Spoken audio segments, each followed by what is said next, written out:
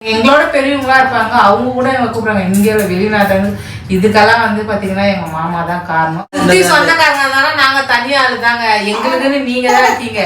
8 வருஷம் முடிஞ்சு 9வது வருஷம் நம்ம கல்யாண நாள் வரப்போகுது. அப்படிங்கும்போது அம்மா அப்பா தான் வாரிடுவாங்க. இததான் சொல்லுவார் அப்பா என்கிட்ட கூட. இதை ஃபர்ஸ்ட் சதியை தாக்குதா, 2வது வந்து நரம்பை தாக்கும், 3வது தான் போய் எலும்பை தாக்கும். குழந்தைக்கு வந்து பச்சை தோசம் தாங்கிட்டு இருக்கோம். உச்சை தொட்டு பாரு, நாங்க உச்சை தொட்டு பார்த்தா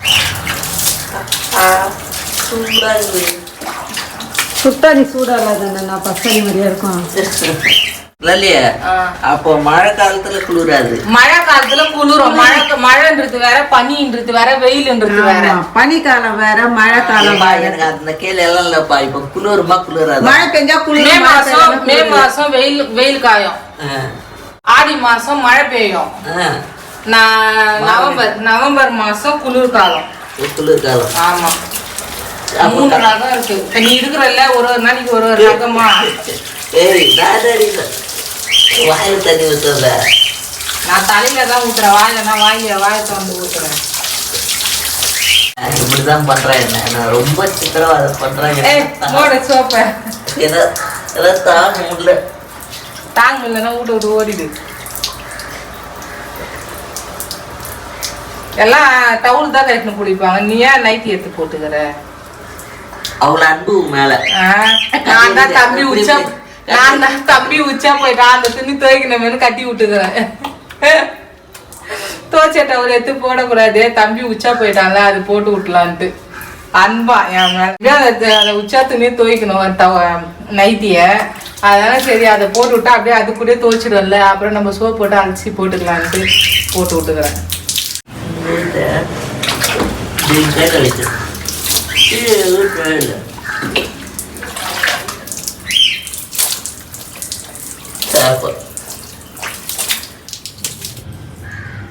ஒரு வழியா ஒரு வாரமா குளிக்காத இருந்த மாமாவை அச்சு வச்சு. ஏய் அப்படிங்க என்னடி அவன் நம்பிட போறாங்க? அப்படிதான் கிடையாது, சும்மா சொன்னேங்க. ஒரு வழியா மாமா வந்து 2 நாளைக்கு ஒரு வாட்டி தான் தண்ணி ஊத்துறோம், சும்மா சொன்னேன். நாங்க ஒரு வழியா மாமாவுக்கு தண்ணி ஊற்றி குளிக்க வச்சு இட்டுன்னு வந்து உட்கார வச்சாச்சு, சாப்பிட்டாச்சு. ஸ்டீவானி துணி பாருங்க எவ்வளவு துணி மச்சு வச்சுருக்கேன். இதுல ரொம்பவே மாட்டேங்குது, அதனால சும்மா வர கொள்ற துணியை எடுத்து இதை வச்சுட்டு வீட்லயே சும்மா போட்டு இருக்கிற துணியை வந்து தனியாக ஒரு கட்டை பேக்ல மச்சு வச்சிடலாம். அதுக்கப்புறம் ஃபங்க்ஷன் எதனா வந்து அந்த துணியெல்லாம் எடுத்து பீரோட வைக்கலான்னு. ஏன்னா இடம் இல்லை, இடம் பத்தல. தம்பி வேற வந்துட்டாங்க, தம்பி துணி வேற வைக்கணும். கூடிய சீக்கிரம் வந்து மேலே ஒரு ரூம்பு கட்டணும். வேண்டிங்க, நாங்களும் வந்து நல்லா இருக்கணும், வாழ்க்கையில முன்னேறணும். எப்பயுமே வந்து போட்டி இருக்கலாம், பொறாம இருக்க. போட்டினா என்ன போட்டி? நம்ம ஜெயிக்கணும்னு தான் போட்டி இருக்கணும், தவிர அவங்க அழிச்சிட்டு நம்மளை ஜெயிக்கணும் அந்த போட்டி இருக்கக்கூடாது. எங்களுக்கும் வந்து சில கஷ்டங்கள்லாம் இருக்கு எங்க உள்ளுக்குள்ளேயும். என்னதான் கல்யாணம் ஆயிட்டு குழந்தை பேசிட்டாலும் வந்து இவங்களுக்குன்னு எடுத்து வைக்கணும். 10 ரூபா சம்பாதிக்கிறோம், சாப்பிட்றோம், தூங்குறோம், அந்த மாதிரி இருக்கக்கூடாது. நம்மளும் சம்பாதிச்சு நம்ம அனுபவிக்காத. இப்போ எனக்கு கூட தான் ஆசை, நல்லா படிச்சு நான் இருக்கிற ஹைட்டுக்கு வெயிட்டுக்குலாம் எனக்கும் ஆசை, நம்ம நல்லா படிச்சு எதுனா உண்மையானா எதனா ஒரு கவர்மெண்ட் வேலை அந்த மாதிரிலாம் செய்யணும்னு ஆசை. கவர்மெண்ட் என்னன்னா 10 பேர் நம்மளுக்கு கீழே இருக்கணும்னு இல்லை, 4 பேர் மதிக்கிற மாதிரி இருக்கணும்னு. ஆனா வந்து அப்ப இல்லை எனக்கு. இப்ப கடவுள் புரியுதா எங்க மாமா, இப்ப கடவுள் புரியுதுல மாமா என்னன்னா சரி போலீஸ்க்கு முன்னாடி அப்ப வந்து எப்படியோ வேலைக்கு போயின்னு வந்துக்குன்னு இருந்தேன். அப்ப எனக்கு கிடைக்காத சந்தோஷம், நிம்மதி, அதான் இந்த புகழ். இந்த பொண்ணு யாரு, நம்ம 4 சவுத்துக்குள்ள இருந்த பொண்ணு தான். இப்போ 4 பேர் மதிக்கிற அளவுக்கு, 4 பேர் வந்து எனக்கு பெருமையா பேசுற அளவுக்கு, 4 பேர் நீ வாமா என்ன கூப்பிடுறாங்க. எங்க வீட்டுல ஒரு ஃபங்க்ஷன் வைக்கிறோம், நீங்க வாங்க. எங்க கடையில ஒரு ஃபங்க்ஷன் வைக்கிறோம், நீங்க சின்னவங்க வந்து பெரிய ஆளுங்க வரைக்கும் ஒரு வாழ்க்கை எங்களோட பெரியவங்களா இருப்பாங்க, அவங்க கூட எங்க கூப்பிடுறாங்க இந்தியாவில வெளிநாட்டு. இதுக்கெல்லாம் வந்து பாத்தீங்கன்னா எங்க மாமா தான் காரணம். எங்கேயோ இருந்த கல்யாணம் பண்ணி கூட்டின்னு வந்து ஒரு நல்ல நிலைமைக்கு வச்சிருக்கலப்பா, அதுக்குதான் சொல்றேன். எல்லாரும் இப்படியே இருக்க மாட்டாங்க, வாழ்க்கையில வந்து எல்லாரும் இப்படியே இருக்க மாட்டாங்க. அவங்களும் முன்னேறுவாங்க, அவங்களும் முன்னேறிக்கணும் போவாங்க. லலி ஃபேமிலி மெம்பர்ஸ்க்கு எல்லாருக்குமே தெரியும், நம்ம இந்த ஊர்ல இருக்கிறவங்க எல்லாருமே சுத்தி சொந்தக்காரங்க. நம்ம மட்டும் வந்து கொஞ்சம் இதுதான் சொந்தக்காரங்க. நாங்க தனியா ஆளுதாங்க, எங்களுக்குன்னு நீங்க தான் இருக்கீங்க. உண்மையுமே என்கிட்ட அந்த பொறுமை இல்லைனாலும் உங்ககிட்ட அந்த பொறுமை இருக்கு. உங்ககிட்ட அந்த பொறுமை இருக்குவாதான் அது கிடையாது. என்கிட்ட பொறுமை இருக்கிறதாதான் உன்னை வச்சிருக்கோம். யாரா உங்ககிட்ட பொறுமை இருக்கிறதுனாலதான் நான் கேட்டுக்கிறேன். அதானே 10ஆம் மாசம் வந்துச்சுன்னா பேசிட்டு இருக்கான் பாரு. இல்லண்ணா அம்மா கிட்ட பேசலையா, அப்பா கிட்ட பேசினுக்கிறேன்னா அப்பா கிட்ட கோச்சிக்கினாரு. அவ்வளவு சீக்கிரம் கோச்சிக்குவாரு, உடனே கோச்சிக்குவாரு. கஷ்டம் வந்தாலும் நம்ம தான் அனுபவிக்க போறோம். படிக்கும்போது அம்மா அப்பாவுக்கு தான் வாரி விடுவாங்க. இததான் சொல்லுவாரு அப்பா என்கிட்ட கூட, மா அவனுக்கு இத மாதிரி எத்து வாரி விடுமா, நல்லா இருக்குமாப்பா, உங்க தலை வேற அவர் தலை வேறப்பா. அவனுக்கு அப்படிதான் முடி நிறைய இருக்குமா, அவனுக்கு முடி நிறைய இருக்கும். ஆனா எனக்கு அப்போ வாழ்றது சின்ன வயசுல இந்த பழைய காலத்துல இந்த ஆஃப்டர் ஷவரு அப்புறம் அந்த ஜெல்லு இதெல்லாம் வந்து கடைங்கள்ல விற்கணும்டா. முடிய கொஞ்சம் படிகிற மாதிரி இருக்கும், அது தடவைனா கொஞ்சம் ஜெல்லு மாதிரி போட்டா நல்லா இருக்கும்னு சொல்லுவாங்கல்ல, அதெல்லாம் யூஸ் பண்ணல. அதனாலதான் எல்லாமே போச்சு. தெரியல, ஏன்னா இப்போ அந்த மாதிரி வார முடியாது. தம்பிக்கு இப்ப வாரி விட்டுருக்க மாதிரி உனக்கு வார முடியாது. நீ எங்களுக்கு குடும்பம் பண்றதுக்கு கிரவுண்ட் வாங்கிருக்கியோ இல்லையோ, தலையில நல்லா வாங்கி என்கிட்ட போற சொல்லுவாருமா, என்னம்மா தலை அவனுக்கு அசிங்கமா இப்படி கோடு எடுத்து இப்படி அழகா வாரினாரு. அவருக்கு தெரியுமா உனக்கு கோடு எடுத்தா அவனுக்கு வேற. நம்ம லட்டுக்கு வந்து காலில் அந்த குறுப்பு ஏத்தாங்க இல்லைங்களா, அது எடுத்து வந்து 15 நாள் ஆயிடுச்சு. ஒரு தையல் அதுவே விழுந்துருச்சு, இன்னும் 2 தையல் இருக்கு. அந்த 2 தையல் தான் வந்து பிரிக்கணும். அது மட்டும் இல்ல, இன்னும் டெஸ்ட் போயிடுது. அந்த குறுப்பு வந்து எதனால வந்து டெஸ்ட்டுக்கு போயிருக்கு, அதனாலதான் ஏன் சொல்றேன்னா, இப்போ யாரா இருந்தாலும் சரி, குழந்தைங்களுக்கு எதுனா உடனே பாத்துருங்க. இப்ப அது என்ன, அது இந்த ரிசல்ட் நம்மளுக்கு வந்துடுச்சுன்னா இப்ப வந்து நம்மளுக்கு பயம் இல்லை, ஏன்னா அது எடுத்தாச்சு. வந்து எலும்புல போயிருந்தா எலும்பு இல்லைனா எலும்புல போறதுக்கு சான்ஸ் கிடையாது. ஃபர்ஸ்ட் வந்து நரம்ப தாக்கும், நரம்ப தாக்குதா, ஃபர்ஸ்ட் சதிய தாக்குதா, 2வது வந்து நரம்ப தாக்கும், 3வது தான் போய் எலும்ப தாக்கும். அதனால நரம்புல போல நரம்பு தாக்கம் தான் நரம்பு சம்பந்தப்பட்ட நோய்கள் வருது. அதுதான் இந்த அந்த மாதிரி நோய்ங்க வருது. இது எதுக்கு நான் சொல்றேன்னா, நீங்க கூட குழந்தைங்களுக்கு வந்து எதனா ஒரு பிரச்சனைனா அது வாயிலுக்கு கை வச்சுனே இருக்காங்க, அதனால இன்ஃபெக்ஷன் ஆயிடுச்சா தெரியல, இன்ஃபெக்ஷன் ஆயிடுச்சு. அதனால வந்து குழந்தைங்களுக்கு எதுனா நம்ம உடம்புல சின்ன குறுப்பு எதுனா வந்துச்சுன்னா, அதான் சொல்றேன், சார் சொன்னதான் சொல்றேன், நம்ம குழந்தைங்களுக்கு வந்து நம்ம உடம்புல எதனாச்சும் ஒரு சிம்டம்ஸோ இல்லை எதனாச்சும் ஒரு பூச்சி கடிச்ச மாதிரியோ இல்லை ஒரு கண்டா இருந்தாலும் அது பார்த்துட்டே இருங்க. இப்போ இன்னைக்கு பாக்குறீங்களா, ஒரு 2 நாள் கழிச்சு பாருங்க, அந்த குறுப்பு மறைஞ்சிச்சுன்னா நம்மளுக்கு கவலை இல்லை. அது வந்துச்சுன்னா அதை தொடர்ந்து பார்த்துனே இருக்கணும். இது எதனால வருது, எதுனா டக்குன்னு என்ன பண்ணோம், ஒரு 10 நாள் பாக்குறீங்களா, ஹாஸ்பிட்டலுக்கு இட்டுன்னு போங்க. நான் அந்த மாதிரி பார்த்து தான் பாப்பாவுக்கு வந்து தம்பி வயிற்றுல இருக்கும் போதே பார்த்துட்டேன். ஏன்னா தம்பி வந்து வயிற்றுல வச்சுன்னு என்னால் எதுவும் அவகிட்ட பண்ண முடியாது, அவளை தூக்க முடியாது. அதனால வந்து ஒரு குறிப்பிட்ட வயசு வரைக்கும் தான் குழந்தைங்க வந்து மாசமா இருக்கும்போது தூக்குற ஸ்டேஜ் வரும். ஏன்னா அவளுக்கும் ஏஜ் ஆயிடுச்சு. நானும் அந்த டைம்ல ஆப்ரேஷன் குழந்தைக்கு பண்ணியிருந்தேன் வச்சுக்கோங்க, என்னாலேயும் அவளை தூக்கி கொஞ்சிருக்க முடியாது, தூக்கி இருக்க முடியாது. அவள் அம்மா அழுதுன்னு இருப்பாளுங்களா, அதெல்லாம் வந்து ரொம்ப கஷ்டமா இருந்திருக்கும். அதான் தம்பி இப்போ வந்து 2 மாசத்துல போயிட்டு நாங்கள் அதை ஆப்ரேஷன் பண்ணி அதை ரிமூவ் பண்ணி எடுத்தோம். அதாவது நீங்களும் வந்து குழந்தைக்கு எதுனா உஷாராக இருங்க. எதனா உங்களுக்கு தெரியலன்னா பக்கத்தில் பெரியவங்க கிட்ட காட்டுங்க.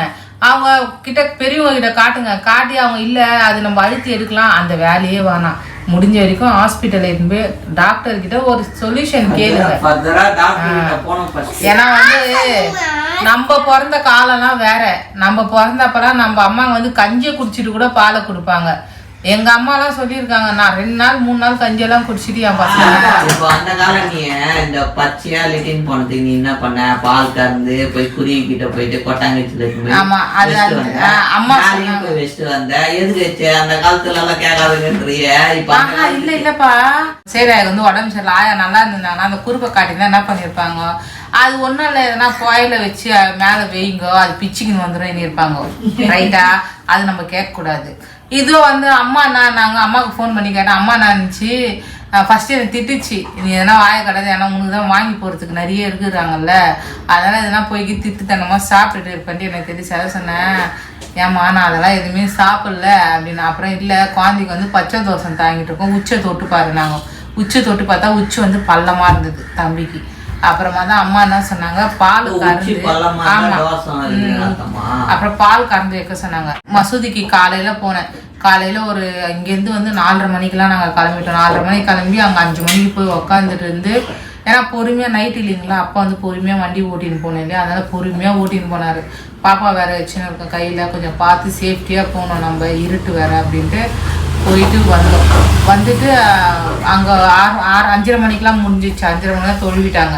தொழுவிட்டு அப்புறம் ஓதிக்கின்னு பார்த்துட்டு இட்டுன்னு வந்தாச்சு. அப்புறம் தொடர்ந்து 3 நாள் அந்த பச்சை அடங்குற டைம் ஒரு 5:30 மணிக்கு இந்த காக்கா குருவிலாம் போய் அடங்குது பார்த்தீங்களா, அப்போ என்ன பண்ணாங்க, பால் கொட்டாங்கச்சியில் கறந்து வைக்க சொன்னாங்களே. பால் கொட்டாங்கச்சியில் கறந்துட்டு நம்ம மாங்காய் மரத்துலேயே வந்து குருவி கூடு கட்டியிருக்கு, நான் அதை வைக்கிறப்ப தான் போய் பார்த்தேன். அங்கேயே வச்சேன். அது தொடர்ந்து அது 3 நாள் வச்சேன். இப்போ தான் வந்து பாப்பா வந்து மஞ்சளாக போகிறதுனால கொஞ்சம் பிரச்சனை இல்லை. ஆனால் வந்து அவனுக்கு அந்த பச்சை தோசை தானாலும் தம்பி வந்து ஆக்டிவாக நல்லா விளையாடிருந்தாங்க. அது எந்த ஒரு இதுவும் இல்லை. இப்போ வந்து உச்சி வந்து கொஞ்சம் பரவாயில்ல. அதை வந்து நம்ம பார்த்து உஷாராக. இது எதுக்குன்னா அந்த காலத்துல தான், நான் அந்த காலத்தை தப்பாக சொல்ல நானா, இப்போ நான் கஞ்சி குச்சா என்ன ஆகும், இப்போ நான் தொடர்ந்து ஒரு 2 நாள் கஞ்சி குச்சா என்ன ஆகும், இவனுக்கு சளி பிடிக்கும். இப்போ வெளியே நான் நேரம் கட்ட நேரத்தில் போகிறதுனால தானே இப்போ அவனுக்கு அந்த பச்சை தோசை தாங்கியிருக்கு. அந்த ஒரு காரணத்துக்கு சொல்றேன். வெளியே கடையான போனா கூட அது இது. ஏன்னா அந்த காக்கா வந்து அந்த குருவிங்க வந்து அடங்குது இல்ல, அந்த டைம் காலையில கூட போயிடலாமா, நானா காலையில கூட பாத்துடலாமா, அந்த பொழுது போய் தான் பார்க்க கூடாது. ஏன்னா அதுங்க அன்னைக்கு நைட்டு ஃபுல்லா சாப்பிடாது இருக்கவங்கல்ல, அதனால காலையில போனோடனே அதுங்களுக்கு சாப்பாடு கிடைச்சிடாமா அந்த மாதிரி சொல்றது. அதனால மாதிரி சொல்லி இருப்பாங்க. வெளியே இருக்கவங்க யாரு கொடுத்தாலும் எது கொடுத்தாலும் சாப்பிடக்கூடாது. ஏன்னா வந்து நம்ம வந்து குழந்தைய வந்து 6 மாசத்துக்கு அப்புறம் தான் வந்து அவங்க வந்து அவங்களுக்கு சர்லாக்கோ எதுனா கொடுக்க சொல்லுவாங்க. அது வந்து டாக்டர் கிட்ட நம்ம வந்து நம்ம ஸ்ரீஹரி பாப்பா கூட 6 மாசம் ஆயிடும். நம்ம ராமன் சார் கிட்ட போயிட்டு அவர்கிட்ட கேட்டேன், சார் பாப்பாக்கு என்ன சார் ஊட்டலான்னு. அவர்கிட்ட சத்து மாவு இருக்கு, அந்த மாவு தான் கொடுத்தாரு. அதை தான் ஊட்டின்னு இருந்தேன். அதுதான் நானும் வந்து கஞ்சி எதனா காய்ச்சி குடிப்போம். அதனால வந்து முடிஞ்ச வரைக்கும் வெளியே வந்து சாப்பிட்றத அவாய்ட் பண்ணிக்கங்க. ஏன்னா வந்து தெரியாத குத்துருவாங்க, தெரிஞ்சு கொடுங்க, தெரியாத நீ சாப்பிடுமான்னுவாங்க. அதை நம்ம சாப்பிட்டுட்டு நம்ம குழந்தைங்க தான் அவசரப்படும். அதுங்க அவசரப்படுறத பார்த்து நம்ம மனசு வருத்தப்படும். தூக்கமாக வருதுங்க. ஏன்னா நைட் டியூட்டி பார்த்தேன் இல்லைங்களா, பகலெல்லாம் தூங்கி நைட்டெல்லாம் கை